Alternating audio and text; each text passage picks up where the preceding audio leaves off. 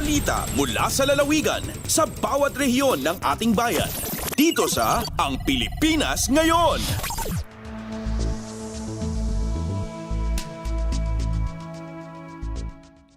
Narito na ang bugso ng ating mga regional news. Dumako muna tayo sa rehiyon ng Luzon. Dalawang IP communities na apektado ng insurhensya sa Cagayan, pinagkalooban ng DSWD Region 2 ng classroom building. Narito ang buong balita na ihahatid sa atin ni April Racho mula sa Tugigaraw.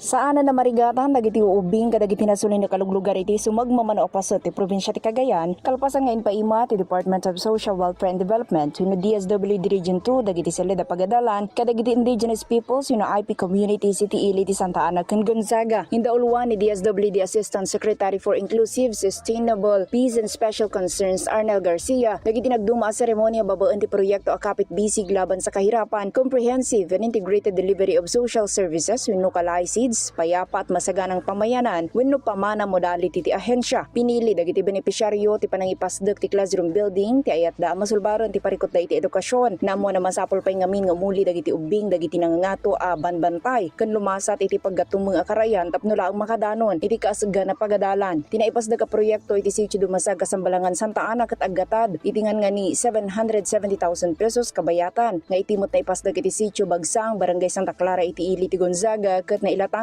tinasurok 711,000 pesos. Malaksit iti pondo ang naggapo iti DSWD ket nangibingay pa iti LGU ken ti barangay. Ganda ti kalaisids pamana amaragpat ti kapya ken rangay iti maysa a munisipalidad babaan ti community driven development. Maipatpatungpal da iti kadagiti komunidad nga apektado ti insurhensiya. Manipud Tugigaraw City daytoy ni April sa Lucon Racho para iti Radyo Pilipinas World Service.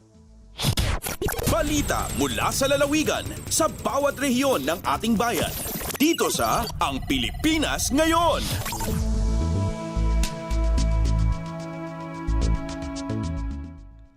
Inyong napakinggan ang ulat ni April Racho mula sa Tugigaraw. Dakuin naman natin ang Baguio City Fair Justice Program ng Korte Suprema inilunsad sa Baguio City. Ang kabuang ulat, ihahatid naman sa atin ni Jong Munar. Inyuswa ti Korte Suprema kadwada iti embahada ti Australia ti Fostering Advancement of Inclusive and Rights-Based Justice Program dito yung siyudad ti Baguio. Nailawlawag at tinasa o programa kat sakupon ti 5 atawen manipod 2024 aging gano 2029 kaya naadaan iti pondo nga 10 milyon nga Australian dollars wenno talugasot 50 milyon na pesos. Panggap da ito nga pasayaten pa iti commitment ti Pilipinas ken Australia iti beneg ti rule of law, human rights ken iti strong and accountable institutions napatag para ti stability, security, ken prosperity ti Pilipinas ken Indo-Pacific. Sigon ken ni Supreme Court Chief Justice Alexandra Esmundo, maragsakan da kapot kamaudyanan na ket marugyanan ti naso nga programa. Daytoy ket paset iti pitugasot 27 nga milyon na piso nga flagship justice strengthening investment ti Australia ditoy Pilipinas kas inanunsyo ni Australian Prime Minister Anthony Albanese iti kaunan ng opisyal nga panagsarungkar ni Presidente Ferdinand Marcos Jr. sa Australia idi Pebrero. Manipod ito'y Radyo Pilipinas Baguio, Jong Munar ng ipadamag para ti Radyo Pilipinas World Service. Balita mula sa lalawigan sa bawat rehiyon ng ating bayan. Dito sa Ang Pilipinas Ngayon.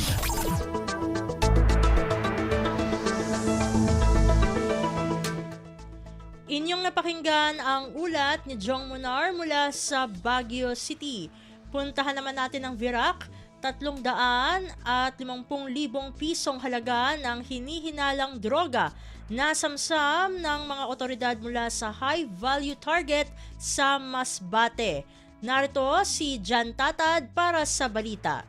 Nasabat kan mga otoridad ang tighihinala ang shabu na nagkakahalaga ni 350,000 pesos hali sa sarong individual na high-value target sa Dimasalang Masbate kan Abril 12. Ini makalihis na isagibo kan mga operatiba kan PIDEA Masbate sagkod Dimasalang Municipal Police Station an anti-illegal drug operation kung sa inaaktuhan sa buot ang sospek na nagpapabakal nin tighihinala ang shabu. Sa report kan kapulisan, kumpiskado ang poko mas o menos 50 gramo kan nasabing droga asin iba pang non-drug paraphernalia hali sa 49 anyos na parasila na tigtuturing na high value target. Ang suspect na atubang ngunyan sa mga padusa sa Section 5 Basin 11, Article 2 kan Republic Act 9165. Hali digdi sa Radyo Pilipinas Virac, ini si John Tatad para sa Radyo Pilipinas World Service. Balita mula sa lalawigan sa bawat rehiyon ng ating bayan. Dito sa Ang Pilipinas Ngayon.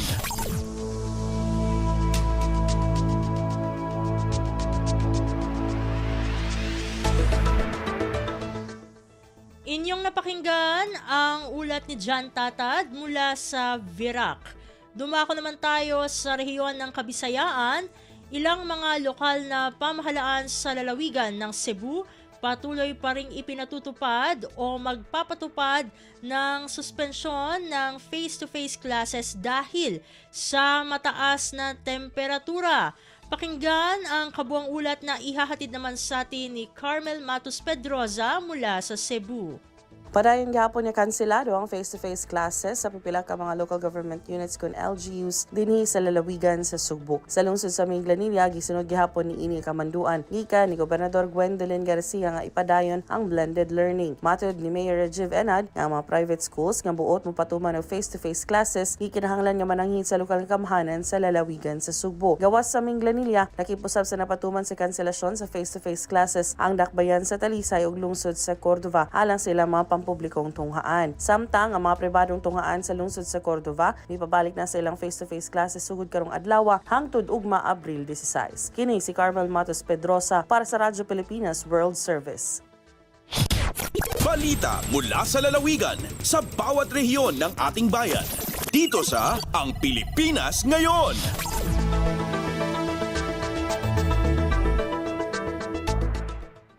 Inyong napakinggan ang ulat ni Carmel Matos Pedroza mula sa Cebu. Puntahan naman natin ang Iloilo. 300,000 pesos na seed capital fund tinurn over sa Pamana Project sa Cadiz City, Negros Occidental. Narito si Marian Grace Erenieta para sa detalye ng balita.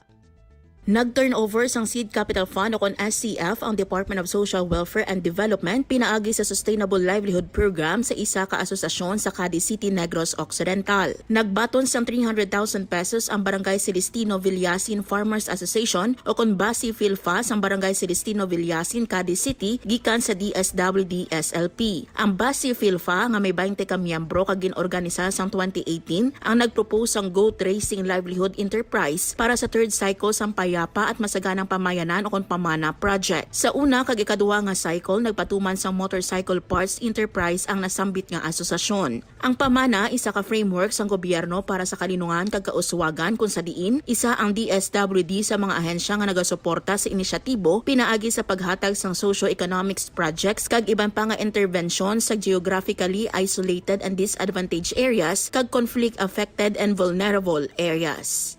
Nagikan sa Iloilo, Marian Grace Erenieta para sa Radyo Pilipinas World Service. Balita mula sa lalawigan sa bawat rehiyon ng ating bayan. Dito sa Ang Pilipinas Ngayon.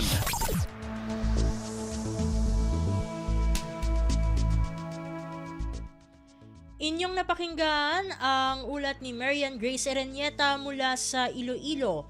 Dumako na tayo sa rehiyon ng Mindanao. Philippine Coconut Authority sa Region 11 namigay ng 3,000 hybrid coconut seedlings sa mga coconut farmers sa Davao de Oro. Ang kabuang ulat, ihahatid sa atin ni Maymay Benedicto mula sa Davao. Nag-apod-apod og anaa sa 3,000 ka mga hybrid coconut seedlings ang Philippine Coconut Authority kon PCA 11 ngadto sa mga mag-uumag lubi sa probinsya sa Davao de Oro. Subay sa pahayag nga gipagula sa Davao de Oro PLGU, gipahigayon ang ceremonial turnover sa maong mga seedlings sa Kapitolyo sa probinsya ni atong Abril 11. Diin mismong nanguna niini si PCA 11 Regional Manager Juvie Alayon. Ang distribusyon sa hybrid coconut seedlings subay sa Coconut Farmers and Industry Development Plan nga nagtinguha sa pagtubag sa shortage sa coconut seedlings ug pagpalambo sa produksyon sa lubi. Pinaagi sa pagdoble sa ani gamit ang mga coconut hybrids nga makakaya sa water stress, peste ug sakit.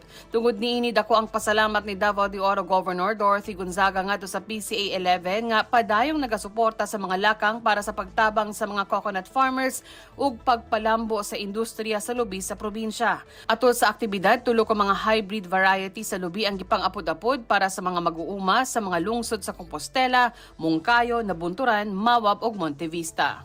Gikan sa Radyo Pilipinas Davao, Maymay Benedicto para sa Radyo Pilipinas World Service.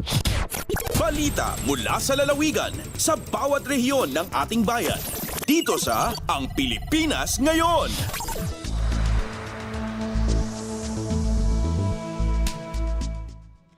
Inyong napakinggan ang ulat ni Maymay Benedicto mula sa Davao. Dito na nagtatapos ang ating regional news.